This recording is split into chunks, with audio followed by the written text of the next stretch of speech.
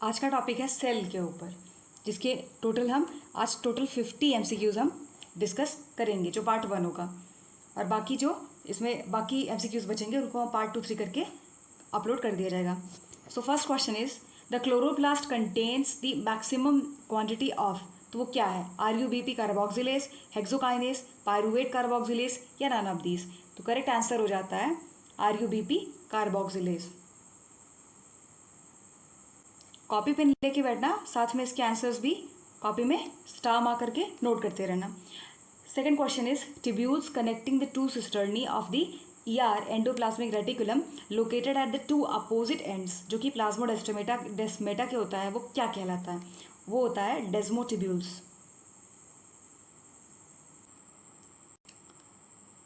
The principal function of किसका है? Packaging of the materials to deliver to the intracellular targets or to secrete the outside of the cell। क्या वो lysosome है, क्या वो Golgi है, क्या वो रफ या स्मूथ एंडोप्लाज्मिक रेटिकुलम है? सो ये हमने क्लास 9 से आप पढ़ते आ रहे होगे कि उसमें गोल्जी को बोलते हैं कि वो पैकेजिंग का काम करता है। So the correct answer is Golgi. Next question is an example of enucleated cell in the plants, तो वो क्या है? पैरेंकाइमा, मेरिस्टेमेटिक सेल, ट्रैकीड या फिर एक mature sieve tube of the phloem? The correct answer is D, एक mature sieve tube cell.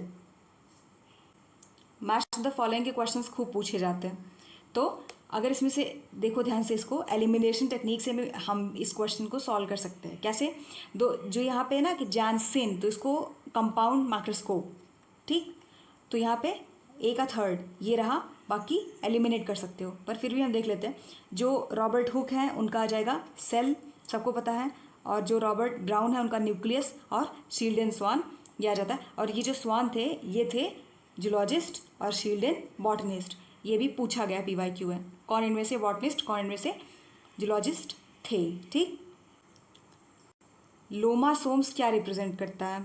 क्या वो मेम्ब्रेन स्ट्रक्चर है, क्या वो माइटोकॉन्ड्रियल इक्विवेलेंट है, क्या वो प्लास्टिड है, क्या वो इरेगुलर स्ट्रक्चर है? सो ये एक मेम्ब्रेन का स्ट्रक्चर है। नेक्स्ट है कि साइटोक्रोम आर फाउंड इन, तो क्या वो माइटोकॉन्ड्रियल मैट्रिक्स है या क्रिस्टी? ऑब्वियसली क्रिस्टी है। और ability of a cell to grow into a complete plant, तो अगर एक कोई सेल है जो कंप्लीट प्लांट में ग्रो कर जाता है तो वो क्या है? सेलुलर टोटिपोटेंसी है वो। विच of the following is absent in the plant cells, तो क्या एब्सेंट है? तो क्या वो सेल वॉल है, क्या वो सेंट्रियोल है? सबको पता है कि ये एनिमल सेल में पाया जाता है, सेंट्रियोल। देखो सेम क्वेश्चन को कितनी बार रिपीट किया है, जैसे which cell organelle is not found in the plant cell? Centriole है क्योंकि ये एनिमल सेल का पार्ट है। Which is not found in almost all the plant, obviously centriole है। Which cell organelle is not found in the plant cell? centriole। देख सकते हो कैसे अलग अलग एग्जाम्स में पूछा गया है। RPSC है और ये TGT है और ये राजस्थान के एग्जाम में है, ठीक। अगला क्वेश्चन देखो, the cork formed by activity of phellogen, उसको क्या बोलते हैं? उसको बोलते हैं फेलम, ठीक है। और फेलोजेन क्या है? हाइपोडर्मिस में ना वो जो एक लेयर होता है जो बाद में मेरिस्टेमेटिक हो जाता है, उसको बोलते हैं कॉर्क कैम्बियम। और ये एक PYQ भी है कि कॉर्क कैम्बियम का दूसरा नाम क्या होता है? Cork cambium is also called as phellogen.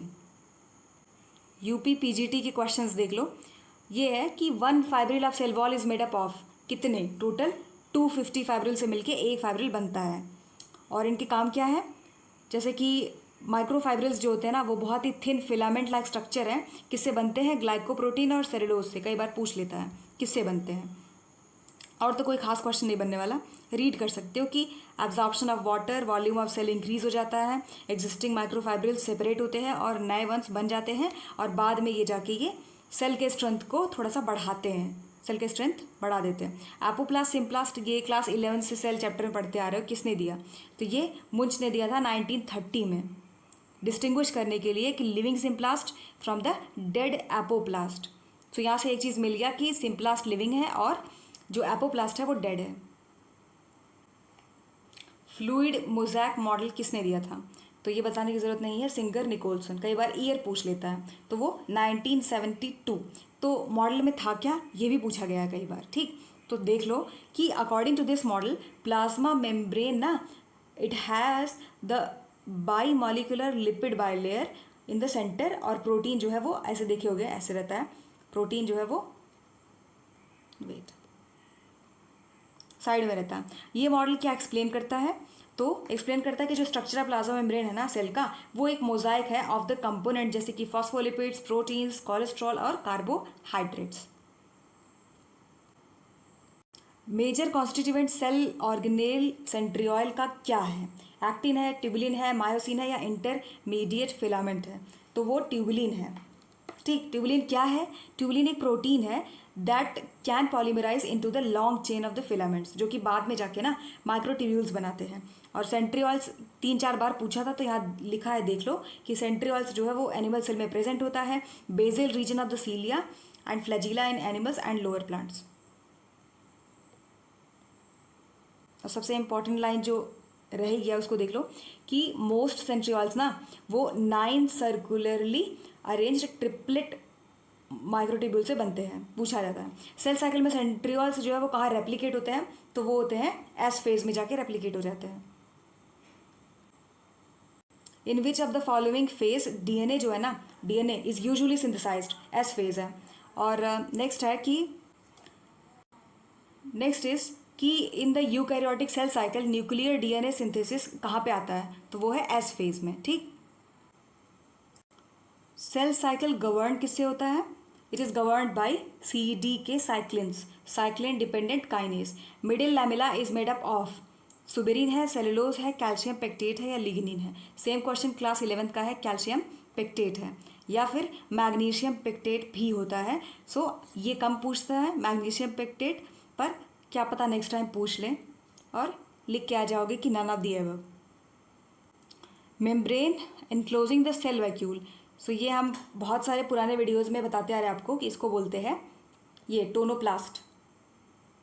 Membrane around the vacuoles, again the very same question, आप देख सकते हो कैसे टोनोप्लास्ट का ही क्वेश्चन है, पर यहाँ देखो 96, 99, 2008 यूपीपीसी स्ट्रीम में है, यहाँ पे LT ग्रेड GIC के 2012 का क्वेश्चन है टोनोप्लास्ट। चलो अगला क्वेश्चन देखो कि which of the following is highest in number in the cell, तो found in the highest number in the cell, तो वो हो जाता है राइबोसोम्स। और lysosomes are produced by chloroplast, Golgi apparatus, ribosome या माइटोकॉन्ड्रिया। ऑब्वियसली वो है, ऐसे याद कर सकते हो LG करके याद करो, कभी भूलेगा नहीं कि lysosomes are produced by Golgi apparatus. और एक बार फिर से रिकॉल कर लो, गोल्जी किस लिए था, पैकेजिंग के लिए था। Main function of the centromere is linked with, क्या वो सेल एनलार्जमेंट है, क्या वो न्यूक्लियोलस का फॉर्मेशन करना है, क्या वो स्पिंडल ऑर्गेनाइजेशन है, क्या वो साइटोकाइनेसिस है, तो वो है स्पिंडल ऑर्गेनाइजेशन। और सुसाइडल बैक बोलने की ज़रूरत नहीं है, क्लास 9 का क्वेश्चन है, लाइसोसोम से एसोसिएटेड है और किसी से नहीं। इस क्वेश्चन को भी देख लो कैसे एक ही क्वेश्चन को अलग अलग एग्जाम्स में रिपीट किया, 96, 99, 2001। Cell organelle containing hydrolytic enzymes is, तो वो होगा लाइसोसोम। और ये एक स्फेरिकल शेप में होता है, स्फेरिकल वेसिकल, जो कंटेन करता है टोटल 30 to 35 के आसपास हाइड्रोलाइटिक एंजाइम्स। मोस्टली ये बायोमॉलिक्यूल्स को ब्रेक डाउन करने के लिए होता है। The question is which of the following enzyme is use to disintegrate the prokaryotic cell wall, same question है, ये हो जाता है लाइसोजाइम।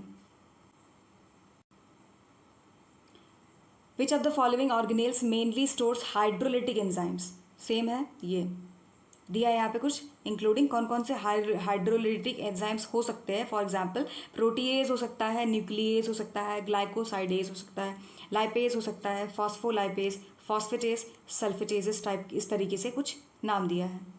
बड़ा फैक्चुअल सा क्वेश्चन है, वैसे फर्स्ट तो बहुत ज़्यादा पूछते हैं, पर देख लो the first eukaryotic cell appeared on the earth, तो मतलब ये हो जाता है ना कि जहाँ कॉपी में लिख रहे हो अभी लिख लो द फर्स्ट प्रोकैरियोटिक सेल भी करके लिखो और गूगल पे जाके सर्च करके उसका डेट आगे लिख लेना, क्योंकि मोस्टली ज़रूरी नहीं क्वेश्चन रिपीट हो, पैटर्न रिपीट हो सकता है। ठीक, और ये 2007 में पूछा है, तो ऑब्वियसली इसका मतलब है कि